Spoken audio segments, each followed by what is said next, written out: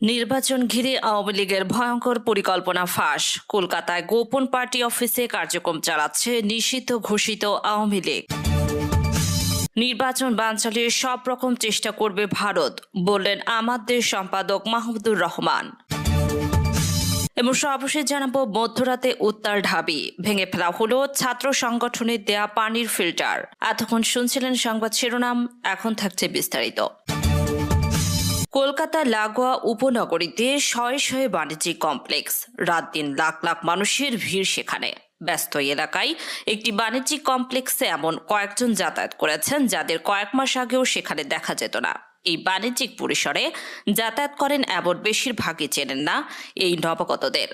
চেনার কথাও নয়, তবে এদের অনেকেই মাত্র 1 বছর আগেও বাংলাদেশের সবথেকে